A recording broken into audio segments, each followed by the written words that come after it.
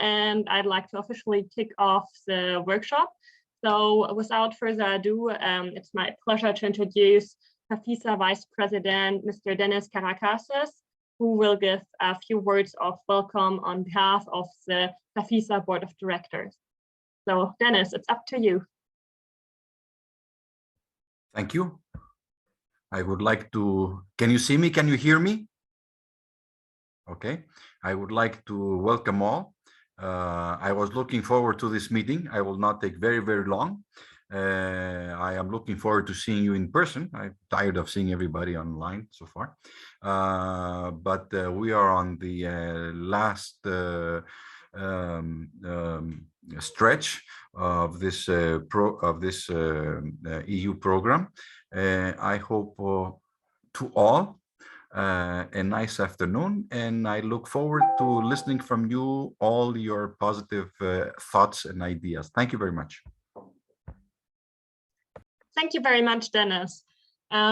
So next, I would like to pass the floor to Mr. Gaëtan Garcia, who is head of operations at TAFISA, and he will start the conference with presenting the goals and outcomes of the Europe in Action project. Over to you, Gaëtan. Thank you, Denise. And I'm going to share my screen to show you all my presentation. Let's try that.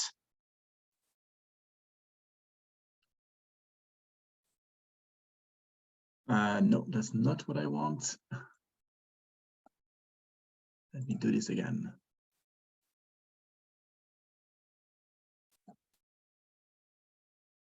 We did see your presentation. That should be the one, yes. But you were seeing my whole screen with things that were necessary. So I think this is working out now. Can everyone see it? Very good, thank you. So good afternoon, everyone. Thank you for joining us today. I will be introducing the Europe in Action project, which is about translating policy into practical action. And I want to provide an overview of what actions were undertaken in order to achieve our goals. So the Europe in Action project was a team effort that was led by TAFISA, but joined by several organizations, which you can see right now. That's Association Sport for Serbia, that's Cyprus Sport for Organization, that's the Hellenic Republic Ministry of Culture and Sport, the Knowledge Center of Sport and Physical Activity Netherlands, the Ministry of Sport and Tourism of Poland, Sports Union Slovenia, the Institute of Sport and Youth of Portugal, and the Turkish Sport for All Association. And the goal of the Europe in Action was really to have this innovative and specialized approach to transfer fundamental and topical European key policy in the area of grassroots sports, and to try to take this European key policy that exists in grassroots sports and translate them into priorities for practical action. Basically, it was about trying to understand where there is a gap or where there is a need in terms of how we can transfer policy into action, how we can bridge the gap. And to bridge this gap, we took 3 different actions. One was to create some knowledge and to have a platform for experience sharing within the European Sport for All movement. Then we have this Mission 2030 educational modules, which we will further present later today. And then we have Sport for All events that can be hosted in different regions of Europe, where we can have stakeholders to meet in person, where they can network, they can exchange knowledge and practices and experience, because we know from experience this is one of the best ways as well for people to learn from each other. And the target groups was both governmental stakeholders and non-governmental stakeholders. And just to clarify and to provide a general understanding of what our perspective and our point of view was, what we understood is that there are key policies in Europe. One typical example would be the Protocol for a Healthy Lifestyle that was developed jointly by 3 different commissions of the European Union. And we have various documents in policy, also from WHO and from other intergovernmental entities. But we also, at the same time, we realize that the figures of physical inactivity in Europe are still very high, as shown by the last Eurobarometer that was released in just a month ago or 2 months ago in 2022. So we try to understand how comes we have these policy that exists that highlight the need and the importance, the relevance of grassroots sports, of sport for all, for not only for healthy lifestyle, but also to tackle the variety of challenges that we are facing as a society. And at the same time, the fact that despite all of this policy, despite all of these guidelines, we still have a need for more sport for all implementation, for more practices. So trying to understand how we can make that happen. So through the project, we are targeting all stakeholders, organizations who have something to do with sport for all, with grassroots sport in Europe. And this includes policymakers and decision makers at all levels of governments, but also practitioners who are promoting grassroots sport in Europe through their organization and through the implementation of programs and events, and people who are advocating sport for all and who are influencing policy. So it's really trying to have a broad approach where we're targeting every level of governance and every level of organization and implementation of sport for all practices, to try to make sure that everyone has the resources, the knowledge, and the necessary tools to be able to implement effective sport for all practices. So as part of this project, we have developed several intellectual outputs with using the acronym IO, which are the guidelines for the project implementation. That's just to be able to run the project. But then we had a report on EU policy delivery framework in the field of grassroots sports. We have developed regional reports based on 5 identified regions of Europe. We have created these educational modules which aim to empower organizations and stakeholders to better use sport for all in their organization and in their community. We have developed a project website. Actually, we even have 2 project websites now at this stage. And now we're also working on the final report, because this project, which has started now in January 2020, 3 years ago, is about to come to an end next month. So the first output was having a review of available resources at national, regional, and European levels, which are dedicated to the implementation of EU grassroots sport policies. So before we started developing any new resources through the project, we wanted to check what was already existing, see what we can draw inspiration from, what we can share as good practices or as useful resources, and make sure that we develop something that is complementary, that we are not building something from scratch when a lot of work has already been done in Europe. So we have tried to map, at least have a broad overview of the different implementation frameworks relating to the delivery of practical solutions to identify EU policies. And we have also carried out, so these are the policy papers that we have identified. We have carried out a survey in Europe to try to understand what was the status and the situation among European organizations in different countries, in different regions, and how aware they were of existing key policy papers, such as the European Sports Charter, the EU Work Plan for Sport, or the WHO Global Recommendation on Physical Activity for Health. And seeing the level of awareness of these key policy papers, we had a better understanding of what sort of direction we could take to develop tools and resources to help organizations better do their work. Likewise, we had in the survey a question on the implementation of sport for all and physical activity policies, where we asked people and organizations whom they felt was responsible for this implementation. And here you can see government at 89%. This is not a surprise, that typically we expect government and public authorities to be responsible. National Olympic committees were also cited at 55% by the respondents as being responsible for the implementation of sport for all and physical activity policies. And then we have much lower numbers for other types of organizations, from national sports institutes or federations to university or schools. And this also sheds light on who feels responsible, not just whom we expect to be responsible, but also who feels responsible for the organization of all of this and of its implementation of sport for and physical activity policies. But this also means that for the organization that we feel or that people feel are not responsible, we can find out what sort of tools and resources we can provide them to empower them to also do something, because we really believe it's about having a team effort. The solution cannot come only from one place top down. It has to involve all of the actors at all levels. So it's also about trying to see how we can involve and engage these actors who at the moment do not feel responsible, or whom people do not believe are responsible for the implementation of sport for all and physical activity policies.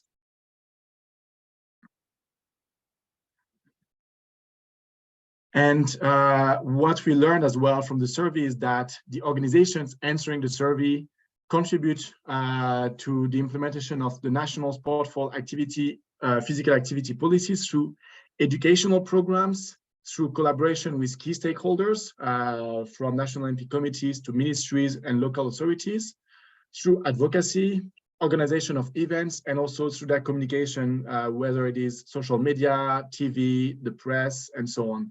So this also provides us a general understanding of what sort of actions can be undertaken by these actors, and where we can really target the sort of key activities that could be helping us and helping them make a difference in the field. For the purpose of the project, we understood that there are very different realities across Europe, between countries, between communities, between regions as well. So we try to divide Europe in 5 regions to also have, let's say, groups that are maybe a little bit more homogeneous, where we try to have a better, more precise understanding of the situation at a more local level, because we know that Europe is not homogeneous, that situations are very different. In some countries, they are much more advanced on certain topics, but having difficulty and challenges with others. So this helped us to have a more precise and sharper viewpoint on what really to target, to make sure that whatever we develop can be adapted and can be flexible to really adapt to the needs of every community, because we know that there is no one-size-fits-all solution. So this is just an example where we have, so Western Europe, where we asked them what were the themes identified for national grassroots sport policies and strategies in Western Europe. This is not a comprehensive view. We know that we try to have a general mapping of what policies were existing at the national levels in these countries and in this region, but we know that it's not an exhaustive list. So we see, for instance, here there's nothing on cultural heritage and diversity. It does not mean that nothing exists in Western Europe in terms of policy in cultural heritage and diversity. It just means that this is a result we did not find in our research, but we know it's not a comprehensive and exhaustive research. But what was also interesting is the themes from local deliverables in Western Europe and from good practices. And here we also see, for instance, a lot of things in health and well-being, which I would say is logical, because this is all one of the oldest themes that has been connected to sport for and physical activity, the fact that it's promoting health and well-being. But we also see other topics like social inclusion ranking quite high, where we found and identified quite a few deliverables in this region. And we can see that the results were a little bit different sometimes in other regions. So this is Eastern Europe. We also have Southern Europe, the Balkans and Turkey. And this really helped us try to pinpoint what were the different situations and make sure that whatever we do is usable, not just by a small group of people or organizations, but really by the widest number. Then for all 5 geographical regions chosen for the project, we have regional reports highlighting the following. So an analysis of the needs of each region with planning, implementing, and monitoring grassroots sport policy deliverables, an understanding of the strengths, weaknesses, gaps, and limitations of each region, the collection of regional good practices, and regional recommendations for the promotion of grassroots sports according to identified needs and priorities. This report will be published online, and I want to draw your attention to this now, because part of today's conference, and this is where I have high expectations from all of you, all of the participants of this workshop. We will have an interactive session where we will be asking you to share your stories, your successes, but also your challenges in your community, in your organization, in your country, and what you believe should be the priorities and where you also see a gap or needs that need to be addressed and that we can help resolve through the project within your organization. Because we really need this feedback. It's really critical for us that we are not working in a vacuum where we just suddenly say, oh, we will develop this because we think it's a great idea. We want to make sure that this answers an actual need. And for this, we need your feedback as practitioners, as managers, as people who are really working in your organization in implementing grassroots sports policies at your level. We need to know what are your successes that we can share with others, that can inspire other people in Europe, but also what are the challenges and where you see a need to develop more resources to help you. So this is part of today's conference. And good practices, we have already collected a good amount of good practices across Europe, and we have a database that is available online on the project website. And this is an evolving list that can always be added to when new organizations or new good practices are identified. And the objective is really to try to provide some inspiration to other people. Let's say you are interested in developing a program because you want to tackle the issue of gender equity in your community, then you can go to the good practices database and you can find some examples of successful programs that have been run in Europe to use Sport for All as a tool to promote gender equity. And this can provide some inspiration to find out what you could organize at your level with your organization in the same topic, and maybe even get in touch with the organization that has successfully already run this program, because they have the knowledge, they have the experience. They can also share maybe on some of the difficulties they encountered and what they would do differently if they were to start again. So it's all about trying to make sure that we are working together, that we are building on what good and efficient work has been done by others before, and that we can also learn from not only their successes, but also their mistakes and what did not work. We really try to create a platform in Europe for organizations and stakeholders to really advance the Sport for All movement and use Sport for All as a tool to create a better world.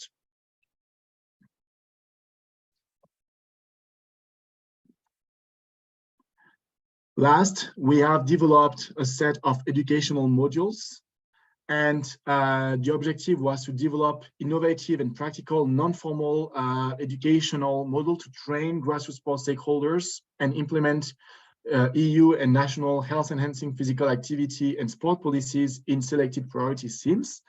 And I will not go too deep onto this topic because my colleague Mothibi will be presenting the educational modules more in depth later today. So please stay tuned and stay here with us if you want to learn more on these modules, because they are very important as part of the project. And there is the opportunity also for you and your organization maybe to organize some of these trainings at your community level. That's it for me for now.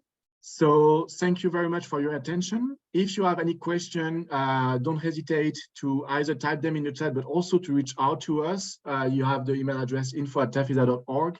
So if you have any questions on this topic or want to learn more about the Europe in Action project, please do not hesitate to get in touch. Thank you. Thank you very much, Gaëtan, for that informative talk, so a presentation which you had. So, and now it is time to move on to our round table today. And for that, TAFISA as well as the Europe in Action partners are delighted that we are joined by fantastic speakers today who have great knowledge and is gonna share some insight on their respective topic. And for that, it is my pleasure to first of all introduce our first panel speaker, who is Professor Gabriella Bascelli. She is a project manager at EMCA and president for Lazio, and Gabriella will be focusing on good practices in sport for all for people with mental and physical disabilities. Yeah, I'm gonna give it over to you, Gabriella, for now. Okay, I am gonna try and share my presentation. Tell me if you see it. You got it? Looking good. Can you see it? Something happening? Give me a thumbs up. Yes, it looks good. Yes. Okay. So yes, as I was introduced, I'll work with the European Multisport Club and also Lazio. So Lazio was actually one of the founders of the Multisport Club, the European Multisport Club, back in 2013. And last year, the foundation was created to help the 87 sports sections that compose the Multisport Club. As you can see, what we do is we basically work on 3 different sectors. We call it Leali, which is a play on words between the wings of the eagle, which is our logo, and Leali as in the word loyal. So loyal to the city, loyal to sport, and loyal to the memory. So where we requalify certain areas of the city so that we can make it possible for children and citizens to partake in activities there. Parks that have been abandoned, which can now become sports camps or areas where children and parents can spend time. Sport, we do our projects in sport, and memory, we like to remember those that contributed to the foundation and to Lazio in the years. So the European Multisport Club Association, it is thanks to this connection that we have, this network that we have, that we are able to carry out our best practices and work on projects. There's a lot of information, so I'm just going to go forward. You can read it because I don't want to take up too much time. But just to give you a quick idea of who we are, 3 new multisport clubs have actually joined this year, one of them being FH from Iceland. So at the moment, there are 30 multisport clubs that make up this network. It is with these different multisport clubs and with others that we carry out our projects. We've been, as I said, Lazio is actually a multi-sport club. It's got 87 different sections, and through each different section, we try and include as many people. We don't look at age, we don't look at color, we don't look at physical ability, mental disability, nothing. But we try to just make sure that everyone has a chance to play sport and that we can promote good policies through sport because, well, as Nelson Mandela said, nothing can unite as much as sport.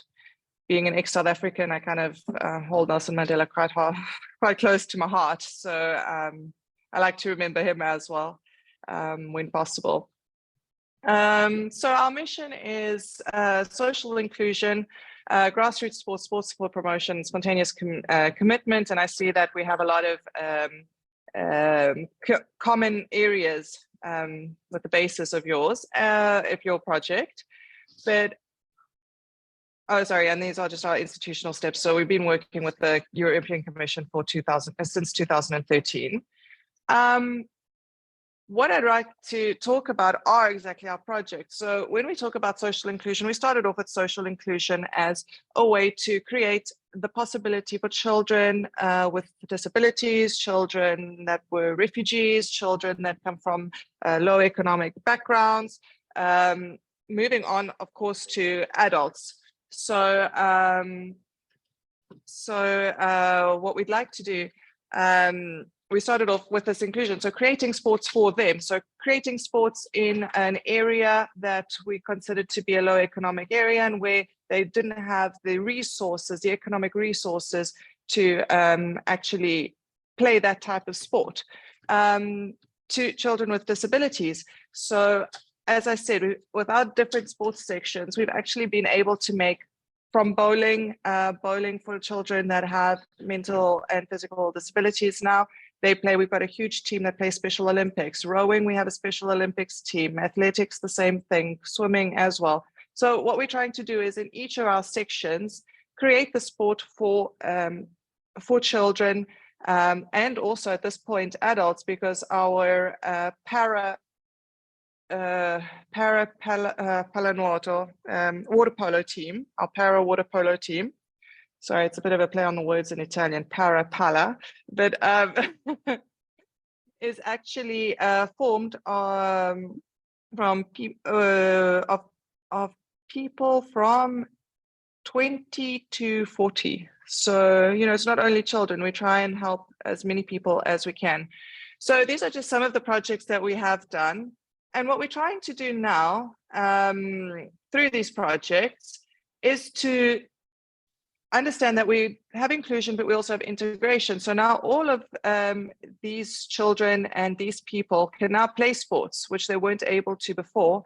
But what we'd like to do, as in these projects here, is create a sport that they can both play together.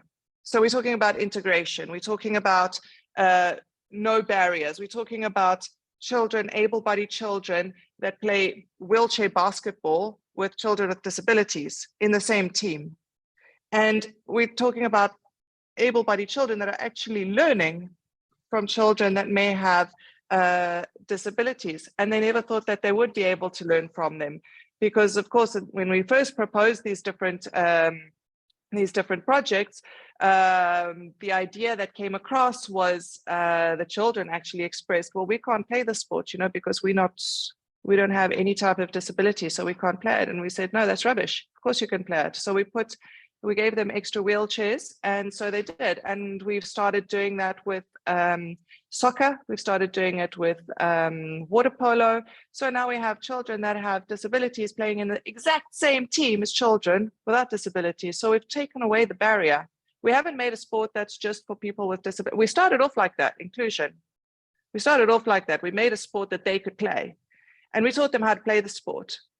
But now we don't want children maybe with disabilities to play a sport and then able-bodied children to play another sport, and then which are similar, because, wheelchair basketball and basketball, they're kind of similar. They're not the same sport, but they're still similar. They have that idea. And wheelchair basketball was actually created because the children couldn't play basketball. So we don't want the one group to play over here and the other group to play over here. What we want to do is we want to join them. So that's what we're doing in all the different sports. So as you can see here, in this part here, that's actually me, we actually play with them. We all get onto the wheelchair together and we all play wheelchair basketball together. We work a lot on intergenerational. As I said in the meeting, some people asked me about intergenerational sport. Also here with the bowling, who is one of the sections that does a lot. They actually do tournaments every weekend, so they've got so good at it. Of course, we've got a lot of sports. We've even got chinophilia, which is sports with canines. You can see children, this picture here, children playing rowing. And also there, when we do integrated rowing, what we do is we put people, able-bodied children and children with disabilities into the same boat. So they row together. There's no barriers. And of course, this works with skin color, it works with economic background, it works with gender. It doesn't matter who you are, where you come from, what you look like. Our objective is to just give you the possibility to play sport and to play sport together and learn from each other and be a community. So yeah, these are just some photos. I've just gone through some of the photos while I was talking of what we do and how we do it. Here we even took, you can see at the bottom here, we took them to the stadium. Here we've got children with abilities and disability playing chess. It'll be interesting to know that the children that have mental disabilities are actually, in some of the cases, actually much better than the able-bodied children. It is quite impressive. So yeah, this sport at the bottom here is foot volley. I don't know if you've ever, foot golf. Foot golf, don't know if you've ever heard of it. It is a new sport. We did the same thing with hockey. So yeah, thank you for listening. I hope I didn't bore you at all. yeah, that's what we try and do. We just try and create an inclusive environment, but also an integrated environment. And we've been doing this since 2013, which is why we've felt the need to pick up the pace and move from inclusion to integration. Thank you, Gabriella. That was very interesting. I encourage everybody who has a question or anything, please just ask them in the chat. And Gabriella, if you have the time, maybe you can answer some of them, or they can contact you afterwards, maybe about the questions. Of course, if you like, I can leave my email in the chat. And then if you'd like to get into contact, we can also do it via electronic methods. Thank you, Gabriella. So then I'd like to move on to our second speaker of today, who is Ms. Oleksandra Boliak. She's the General Secretary of Ukraine Active, and she is a specialist in the development of non-Olympic sports. She also is the organizer of National Fitness Day, Ukraine Beach Games, the Kids and Junior Games. So you can see she has a lot of different experiences in organizing non-Olympic sports. And Oleksandra Boliak will share today about organizing the European Week of Sport and sport events in the middle of a war. So Oleksandra, I give it over to you. Thank you, Denis. Let me start demonstration of a screen. Just a second. Okay. Can you see it? Yes, we can see it. Perfect. So guys, hello to everyone. My name is Oleksandra Boliak. I represent today an Ukraine Active organization, which is engaged in promoting the development and popularization of physical activity, well-being, fitness, and sports for all in Ukraine.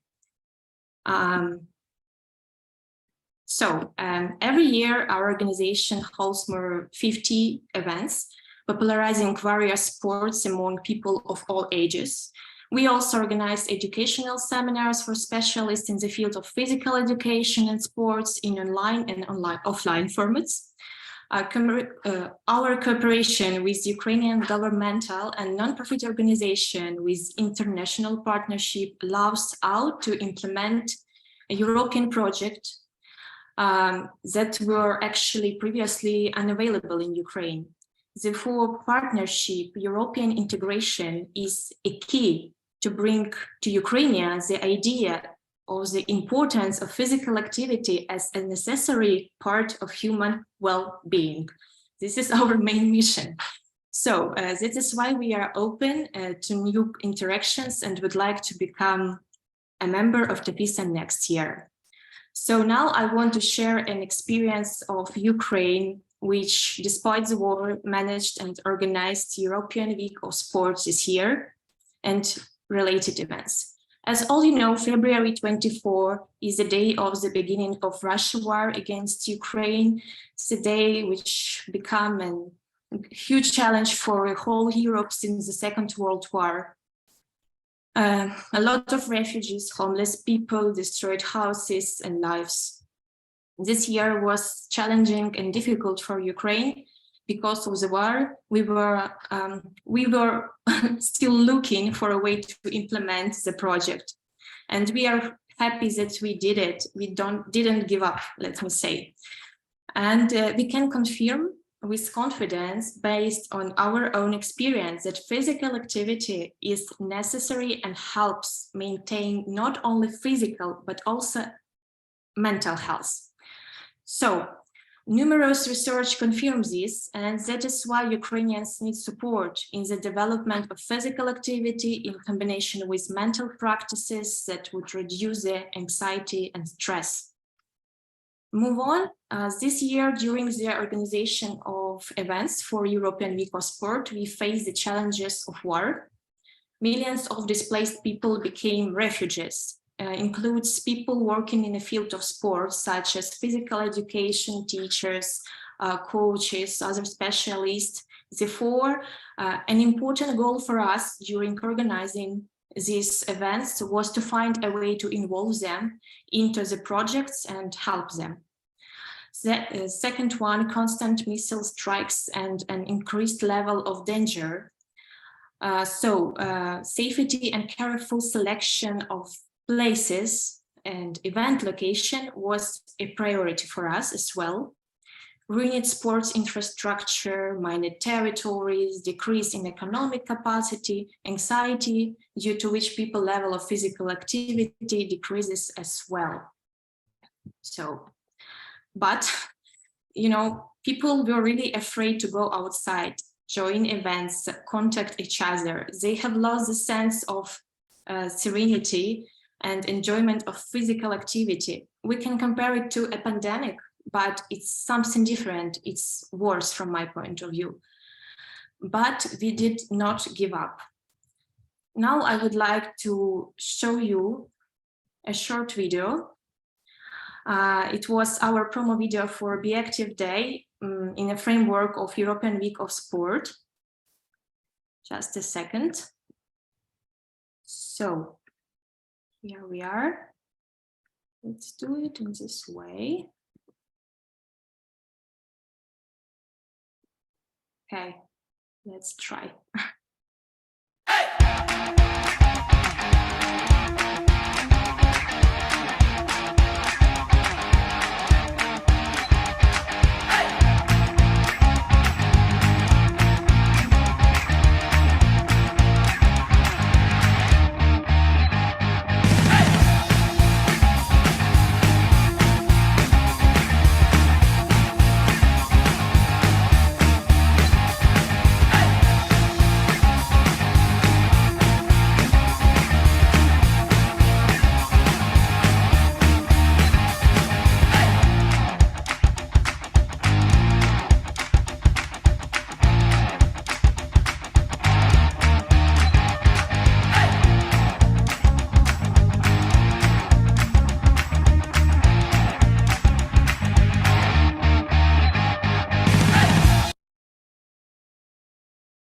So I think it was a clear example of Ukrainian unstoppability in this moment.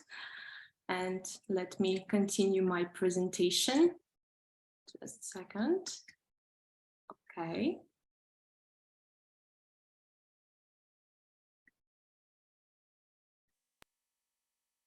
Yes.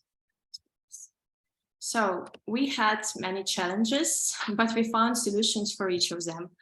The European Week of Sport in Ukraine includes a number of events and projects in partnership with various, different international organizations.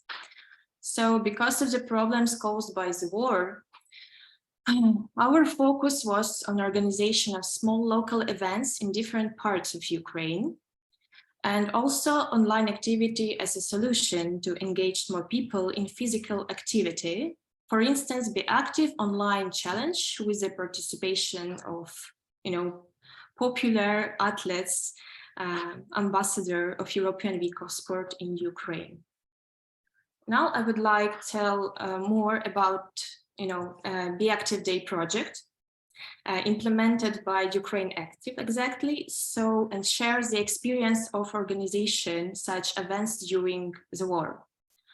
First of all, we combined online and offline formats. You ask what is new here, but the war also changed the concept of the previous years. Before we scaled and invited as many people as possible to events in the big cities and the huge areas, stadiums, and so on. This year, we focused on more small local events, but with more amount and with fewer people for safety reasons, of course. Also, the war made few changes of the campaign. In particular, we did not have the opportunity to inform about a venue, so we create online registration in advance with mailing a list of location, confirming the security of the venue, timing, schedule, and so on. We could only hold events in a safe place with government permission before, with placement near bomb shelters, 500 meters from bomb shelters. This is the main. So a special registration system allowed us to prepare and send hundreds of banners and thousands of t-shirts to participants in 45 cities of Ukraine.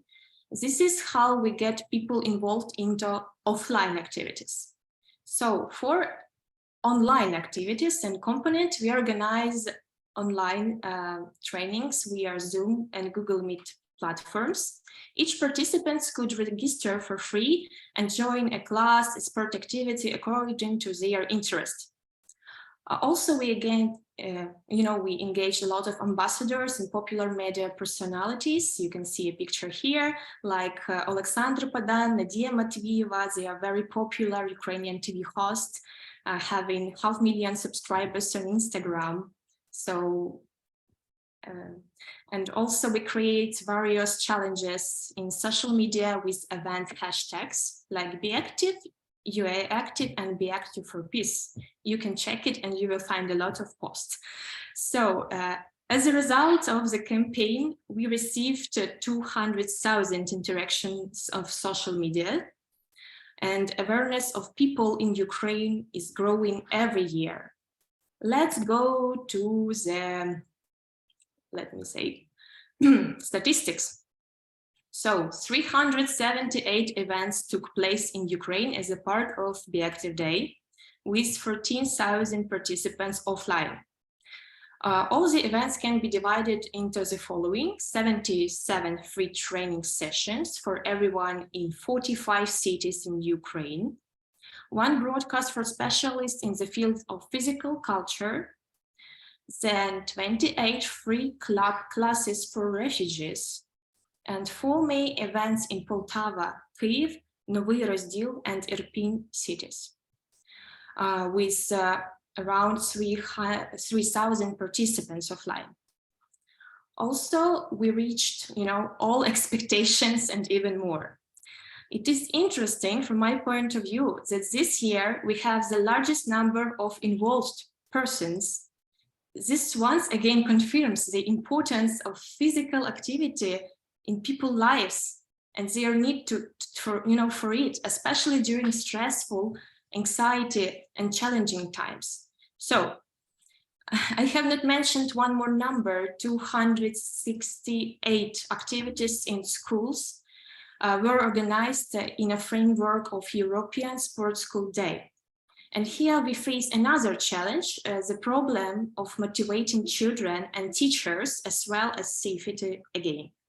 So thanks to the partnership with charity organization, we managed other online challenge for them, with an opportunity to win a sport equipment for their schools, such as set of rugby 5, floorball, different kind of balls, pom-poms for cheerleading, petanque, badminton, whatever. And this method of online activity made it possible to involve schools and children, and as a result here, gives them an opportunity to be engaged in their favorite sports in the future, to develop healthy habit. In collaboration with Polish partners, we made online lessons on integration in the movement, available for both Ukrainians and Polish pupils. It helps to support Ukrainian refugees in Poland, develops them physically, and helps them integrate to the new environment, new country. Speaking about refugees, I cannot not mention Be Active for Peace project. This project was formed during European Week of Sport, and this project is created, for women and children who are refugees due to the war. Currently, 28 coaches organize training in different sports for refugee children and adults in refugee camps in Ukraine, Poland, Romania, and Germany. It is free for refugees involved, but trainers, coaches at the same time received a payment for their work. It helps to reduce the level of anxiety, post-traumatic syndrome, stress, and brought back the feeling of the body, the joy of movement. And this project implemented in cooperation with Europe Active with funds from charity donations.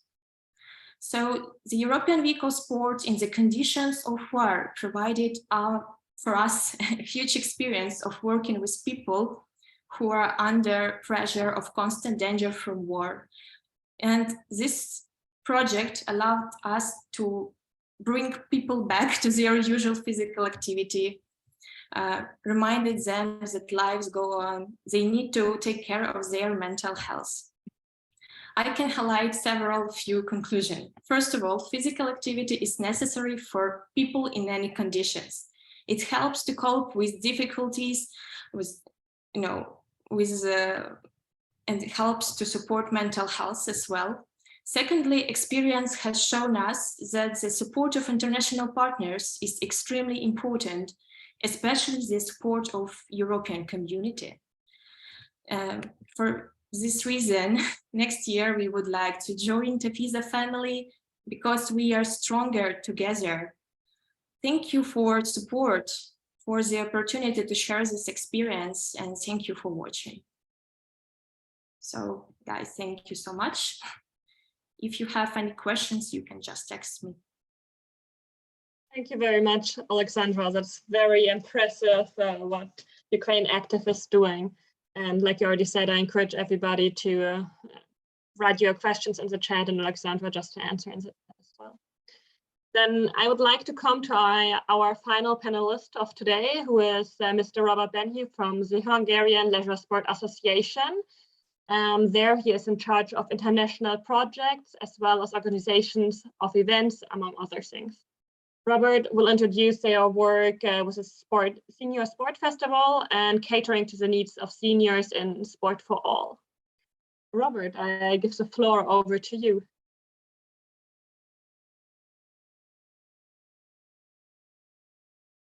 Okay, thank you very much. Hello, everyone. Do you hear me?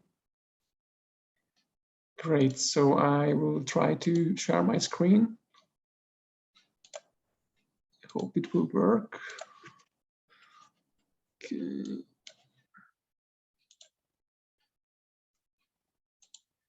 You see it? Great. Okay, just let me know if there's any issue. So, hello everyone, my name is Robert. I'm from the Hungarian Leisure Sport Association, and it's a pleasure to be with you here. Thanks for the opportunity to talk a little bit to you about our Senior Sport Festival. It's a quite unique program for us, and I hope you will like to get some information about this. First of all, just some brief introduction about our association. So we are a national umbrella Sport for All body, not-for-profit civil organization based in Budapest. So basically we are the #1 Sport for All organization in Hungary. And our main goal is to promote sport, healthy lifestyle and physical activity. As an umbrella, we have a great network of member organizations. So this way we can cover 19 counties of Hungary with our Sport for All message through our member organizations. We have like 35 organizations, and they also have clubs under them. So it's like a big structure. We have many programs, and I would like to highlight the Challenge Day, the European Week of Sport, and the World Walking Day. Some of them are TAFISA invited initiatives. And we have also the Senior Sport Festival, which is our main topic, actually. How did it came? So briefly about the concept. In Hungary, just like to cut in, but we can only see your first slide. Do you think you can put it on presentation mode, please, so that we can see? Thanks for letting me know. You see it now? Yeah, if you click on the slides, then it works. So you just have to click on the slide. So it's fine. Yes. Thank you. Okay. Yeah. So the festival concept. We have an aging society, just like everywhere in Europe, which means that it's like a huge market of elderly people, and we also realize that actually there is no one who really cares about them in terms of sport for all. So we have some organizations. We have senior clubs, we have senior care homes in Hungary, but there is no real strong sport approach towards them. So that was the main idea to do something. And we call it like a lighthouse event. That was the main goal, to have one central big event which could be like a best practice and which could be followed or repeated on the local level with fewer people. So that's it. It's a one-day long program, actually, always in the summer in June. The inclusive approach was also really important, so to make it free of charge. And for this, we needed the support from the Hungarian government as well. And we have the fortunate to say that it's still working. And even if our government, in a way, really focused on the elite sport, we still have the budget from them to support this project. So it's a great thing, at least. And the main target is people over 60-year-old. So it's absolutely a senior sport festival, and anyone can join who is over, even if they are not over 60, they are also welcome to join us. And it's also a smiling event, which is based on a stamp collection game, which means that every participant gets a paper when they enter the festival, and the task is to have this paper with them and walk around, visit all our sports stations, and collect stamps after each activities. At the end of the festival, we can check who were the most active ones, and we also make some draws. We are giving them prizes.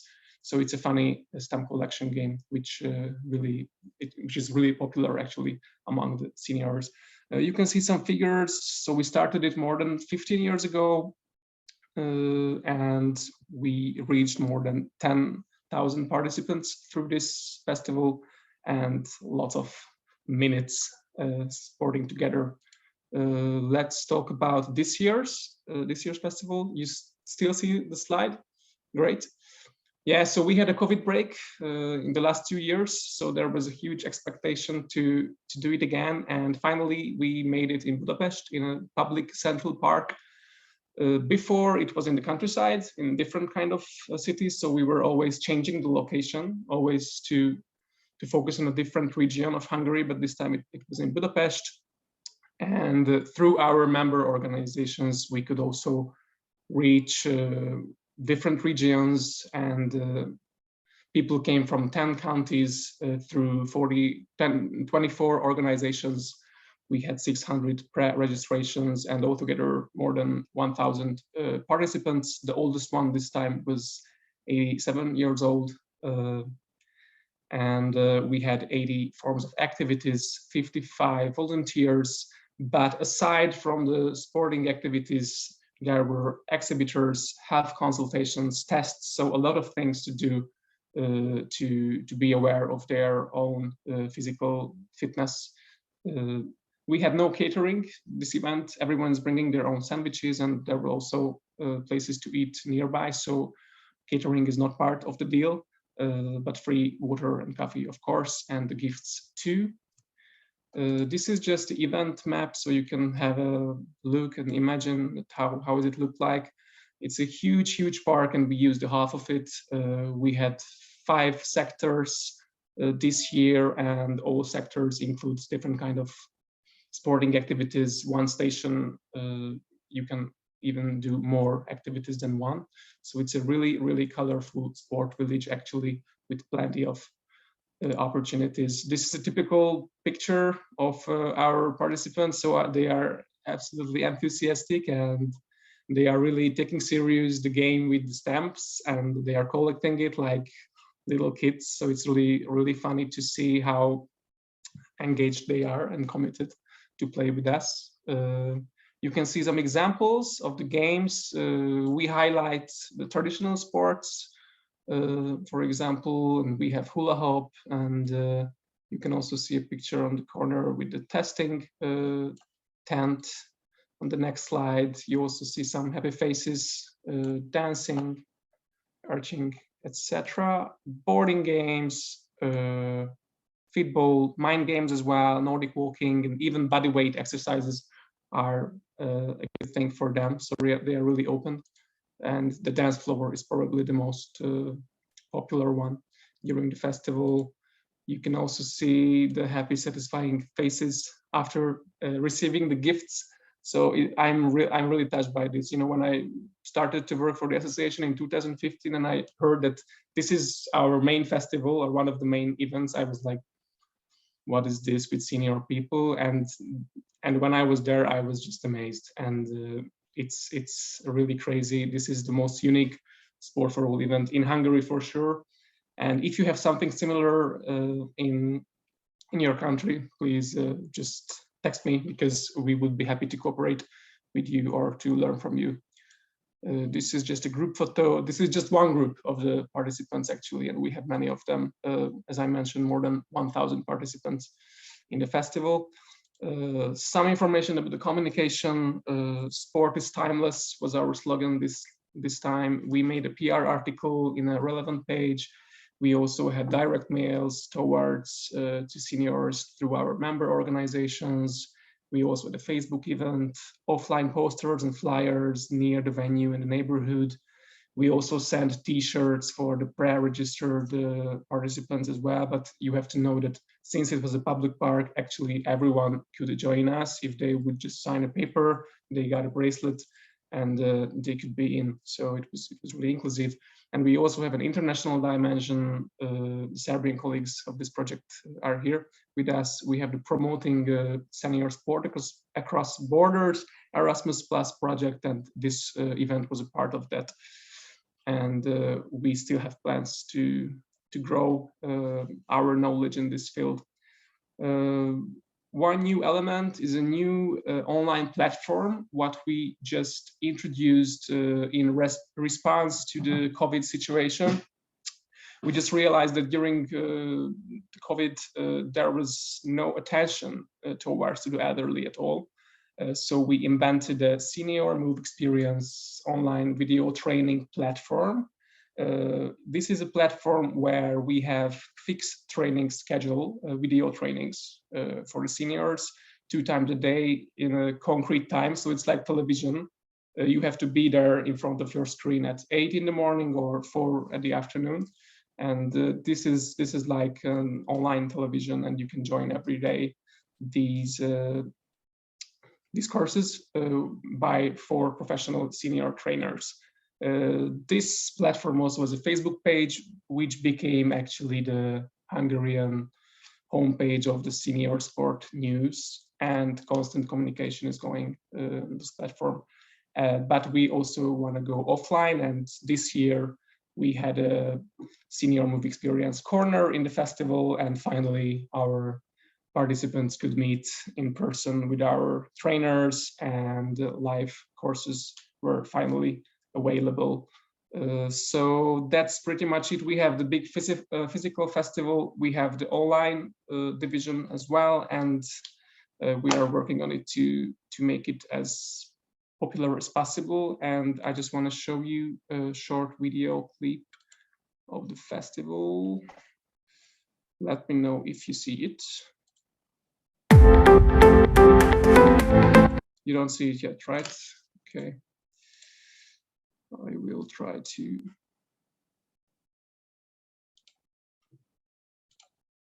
do it now. Okay, you have it? Great. Let's start it. Then you will have a better imagination.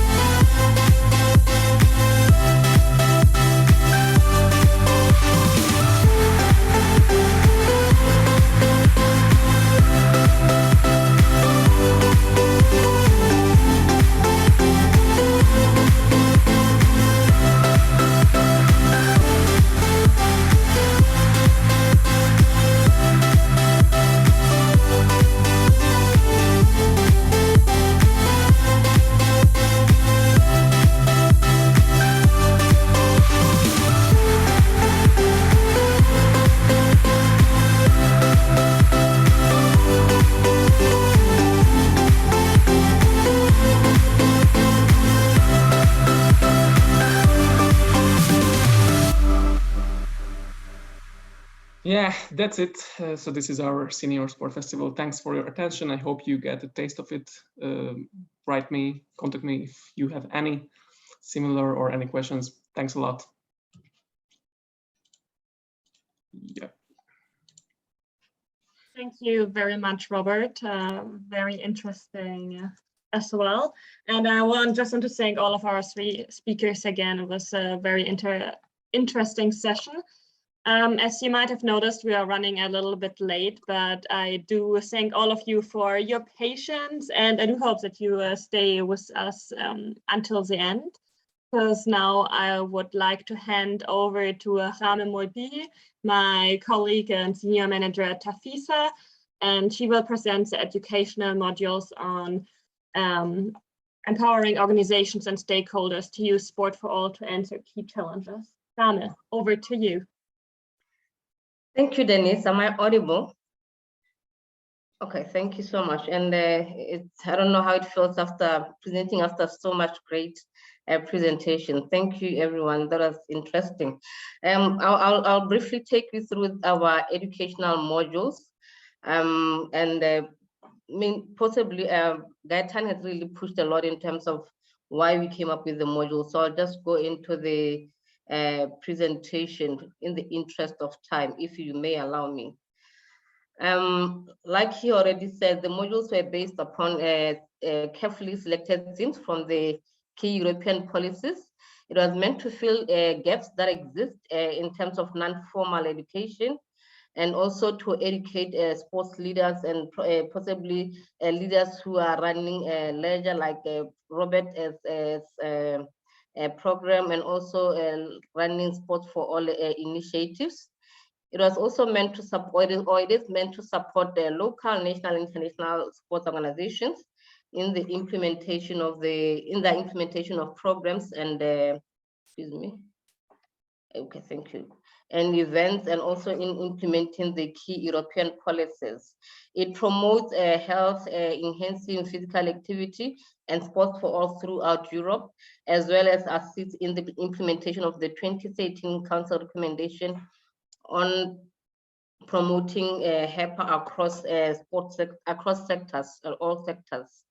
The objective of this module that I'll share in a few minutes is to develop innovative and practical non-educational modules, like Gaëtan has said, to train grassroots sports stakeholders, as well as to implement European Union and national HEPA sports policies in selected priority themes like gender equality and social inclusion, and many other themes.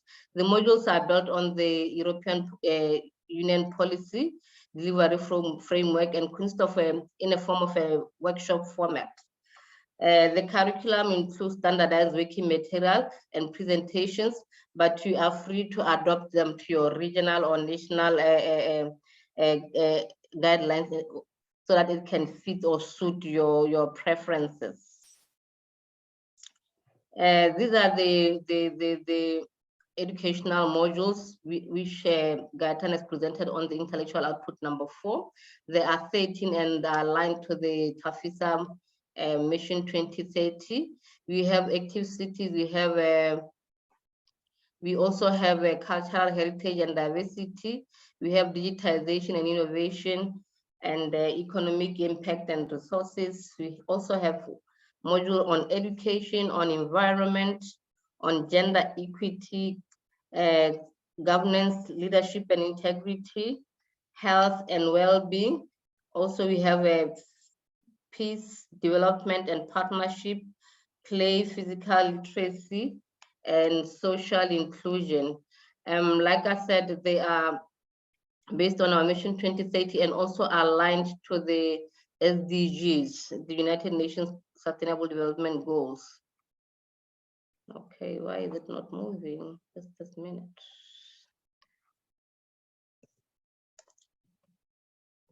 Okay, thank you.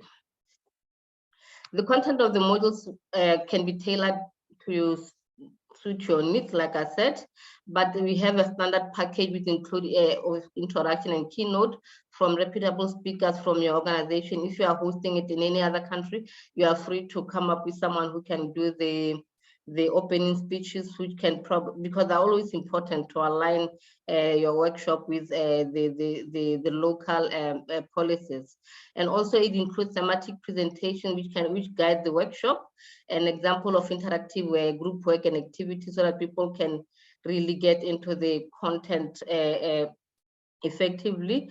And we also have relevant resources that you need in order to augment the content of the modules, such as the module fact sheet, certificates, and feedback forms after your workshop, which you can give to your participants to give us feedback where we can improve as time goes on.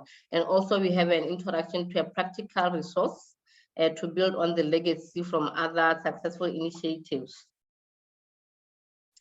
I'll zoom into one example of how the module looks like. I'll go into gender equity, and this is one of the modules that are offered, one of the 13, and the program under gender equity module, you can present on the state of play across Europe and state of play in general, the policy or gender equity policies that are there, and creating change. How do we create change in the gender equity, and then program that we need in order for us to create change, and then you summarize. And these are the slides that that we have that shows how the module looks like.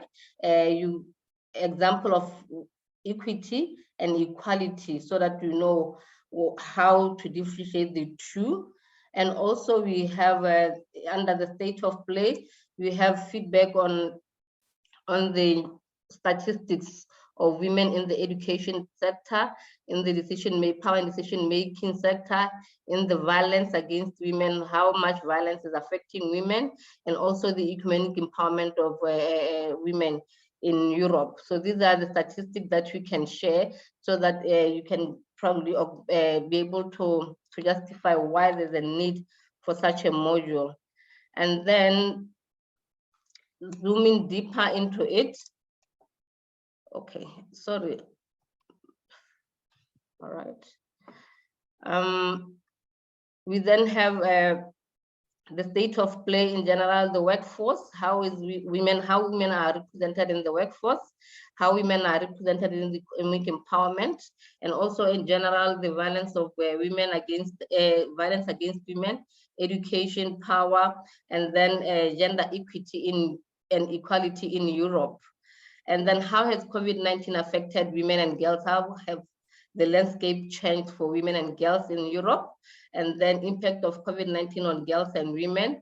That is part of the discussion that we have in our module. The global framework that exists out there that can actually support your programming under gender equity and gender equality. And then the global framework such as TAFISA Mission 2030, the SDG, especially zooming into SDG 5, which is specific on gender equality, and then CEDAW, and then the Brighton Plus Helsinki Declaration by the IWG, or International Working Group on Women and Sport. And also we link the framework to EU policies, and on high level group gender equality in sport, and then EU gender equality strategy of 2021 to 2025. And then when you go into how do we create change, we talk about gender mainstreaming and other frameworks that are out there. And then in terms of how we have piloted our educational module, so far we've had our activities in different countries, in Netherlands, in Slovenia, and in Germany. And we are hoping to have more in the coming months. And then we have quite good feedback from participants who have already been part of who have taken part in the modules. A lot of them feel that the modules are helping them to understand the real difference between gender equality and gender equity. They are overall satisfied with the general delivery of the module. And then they are happy with the examples that are given in the module that are targeting different groups and different countries. And then the other important feedback that we got is the 5 elements for considering how to help consider achieving the gender equity within sport for all, and also how to run sustainable gender equality programs, and then different approaches to gender equality in sports issues. So this is the feedback that we got that is really showing that indeed the modules or the content of the modules are really received well. And then when you go into the capacity platform that we have built, which you are encouraged to visit, we have introduction to the Europe in Action project, and also we have access to good practices and the project outputs that Gaëtan has presented on already. And we also have an overview of each module. The one that I gave right now was just an example on gender equality or equity module. But now if you go into our platform, you'll be able to get more information on all the modules and also the key content that is delivered in the different modules, and then the possible sub-themes for further exploration. So, we have 13 educational modules, and we can find more information on the platform, which is the Mission 2030 capacitybuilding.com. And this is how the platform look like.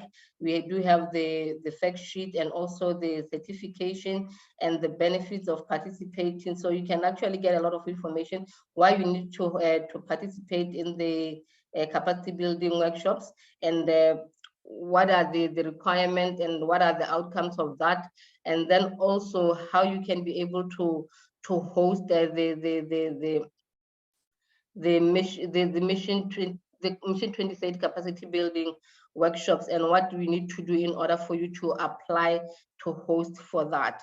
And also have the facts and the figures and the requirements for each module. You know that each module takes how many hours, how many people you can be able to have as participants. So all that information is in the platform. You can get it in the platform.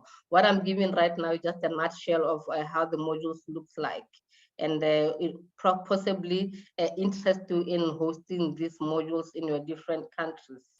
And how do you host this? You can apply. We have a link on our platform, how to apply and all the requirements that are needed in the when you need to apply. Kindly do visit our platform. You also need to be able to see traffic going to our platform. You also need to be able to see you hosting these modules, because they are very important, and they serve a good purpose in terms of expanding on our theme of sports for all. And thank you. Kindly visit our website, and then if you have more questions, you have our email info@tafisa.org. And thank you to all partners. Thank you for listening. I went through because I heard that the time was quite short, but if you have any question or comments, feel free to include in the chat. Thank you so much. Back to you, Denis. Thank you, Jame, for this nice presentation. Before finalizing our workshop, I would love to take a family photo with everybody present in this call. So if you would like to be present on this photo, I would invite you to switch on your camera, and Gaëtan will take a screenshot. If you like the workshop, I mean, I invite you to smile as well. It's always nicer to have people smiling, but if not, don't feel pressured to smile for the photo.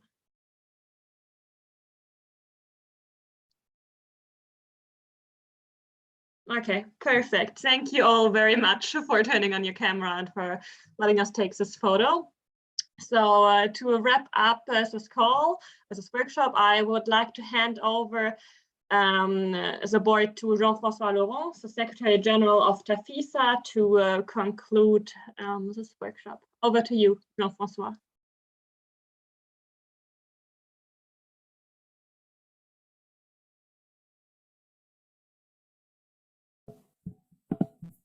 Hi, yeah, thanks. Thank you very much, Denis. And well, it has been a very good workshop. I've been listening very attentively to all of the presentations and, of course, to some of the discussions before that. And I'm very happy that this is the way that we are concluding the European Action project. And before I go further into thoughts, I I'd like to give a few thanks, of course, thanks to all of the speakers who have joined us today for the tremendous presentations that you have made. This is something that we will keep very safely. And as Gaëtan wrote in the chat, we have a recording of the workshop, and this will go on our YouTube channel so that everybody can refer to them in the coming weeks. So thanks to all of you. Thank you to the European Action partners who have been working with us over the past 3 years, and also in the moderation of the various breakout rooms today and in the preparation of their various outputs. Thanks to the TAFISA Europe Steering Committee, which is very much linked to the project, and I am sure will take over the conclusions of the project, but also the conclusion of the breakout rooms to come up with future policies and developments for TAFISA in Europe. I also have to thank the European board members of TAFISA who have been part of this workshop today as well, and have followed up very closely the project since its inception. Thank you to the TAFISA staff who has led the project, but also to Denis for the moderation today, to Gaëtan and to Jaime for the presentation and the technical side behind as well. And of course, I should not forget the European Commission, which has been funding this project for the past 3 years. So the European Action Project has been a milestone, not only in TAFISA Europe history, but also for TAFISA, since one could say that with the end of the project, we are not coming so much to an end, but it is a rather new beginning. We are all very excited to be able in the coming months, in the coming years, to implement the various educational and capacity building modules, which are all linked to our Mission 2030. And we very much look forward to collaborating with our members, with our partners, to delivering them, to empowering a new cohort, a new generation of sport for all leaders in Europe and worldwide, because we'll transfer the results of this project to other continents as well. And it is really our intention to multiply our action, and the intention of our new board as well, which was elected last June to access and to reach out to all corners of the world. So we will take into account as well the various results of the breakout rooms today to adapt our actions in the coming month. And I would say that for now, this is it from my side. This is it from our side. Thank you once again to all of you, and we look forward to our next events. I would like already to promote the 2nd of December, where we will have another closing conference of the Interact project, which stands for International and European Sport Organizations Activate Citizens. We will be having quite a good panel of speakers as well from different international sport organizations. So yeah, I see that Gaëtan now posted the link. You are free to register if you wish and to find out what the program is about. Over to you, Denis. Well, thank you very much, Jean-François. And I mean, with that, we ended our workshop. And I mean, if somebody still has questions, I guess we can still answer them. Otherwise, I thank everybody again for their participation, and I hope to see you again in other calls in the future.